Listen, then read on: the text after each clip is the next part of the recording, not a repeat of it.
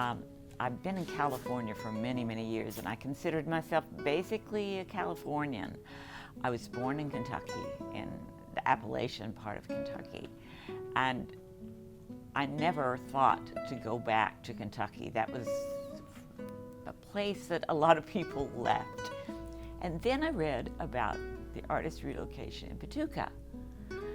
And it just sort of sparked my imagination again. It fed into this fantasy because what I was seeing were images of Victorian homes, a neighborhood that had sidewalks, a beautiful downtown, and it was totally different from the world I lived in, which was swimming pools and palm trees.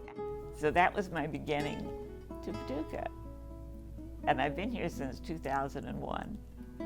And the program has changed. People have come, some people have left, but I think it's strong and still growing, and it's a marvelous community to live and make work in. I am a multimedia artist, so when I say I'm a printmaker, that's just one of the things I do, and I'm sort of continuing to go down that route where I am using all the different tools that I have in my toolbox.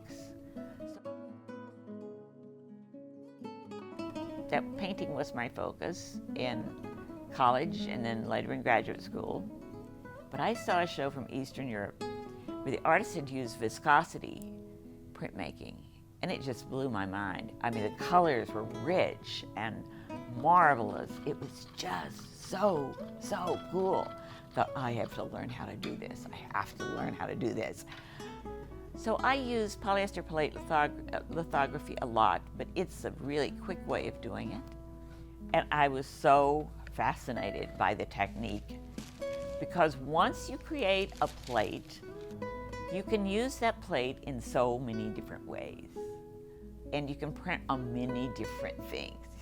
I print on paper, which is the normal traditional thing.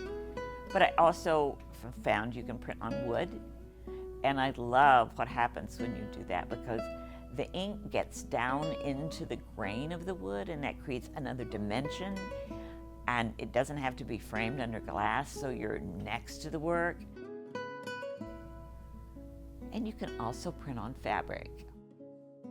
When I use it as an art, it becomes not a thing to wear, but a thing that's a statement in itself.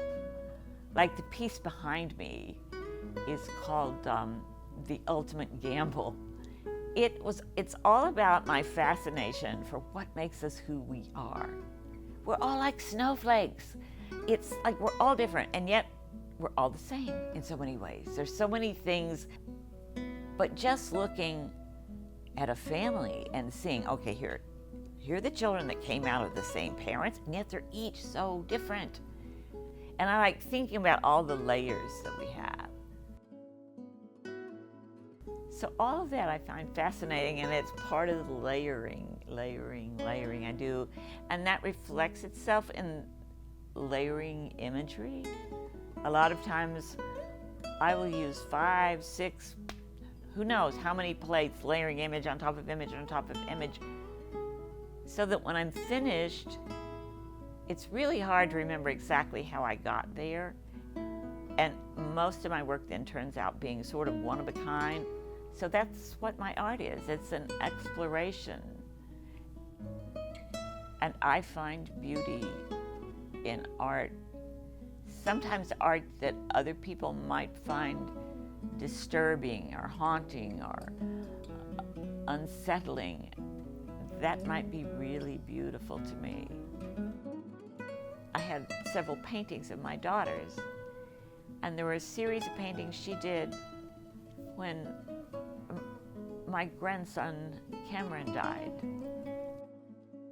I live with those paintings around me because she never wanted to sell them. And people have said, those are beautiful, but I couldn't live with them. But I find them really beautiful. And when they were in the gallery, a family came in with a small child who was 5, and she couldn't stop staring at the the one painting of the doll drinking tea, and there were tears falling into the teacup. And I thought that was such a touching testimony to what the painting was about. And it doesn't really have anything graphically horrifying or bad, you know? It was a doll drinking tea. But she caught the pain that was in the creation of that. And the viewer is going to bring their own viewpoint. And so between the viewer and the artist, every single time there's a whole other creation. But if you look at a piece of mine that's totally abstract and a piece that's not, you'll still see, oh, that's a Freda Fairchild, because there's elements.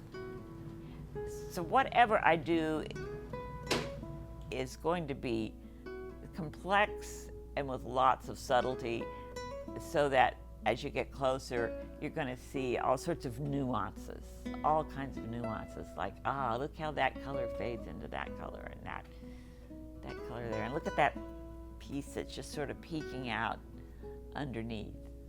So that's true no matter what the actual piece is. The next piece that I have planned, that I'm playing with, is the piece that I want to do about the strip mining that's happening in Kentucky. And to do that, I need to go back to Appalachia. I left Appalachia many years ago.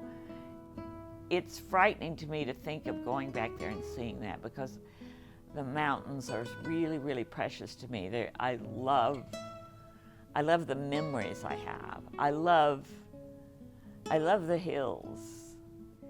So I might go on that trip and discover whole new avenues of things about myself, about what I want to disclose, to question, things I want to maybe hopefully have other people share.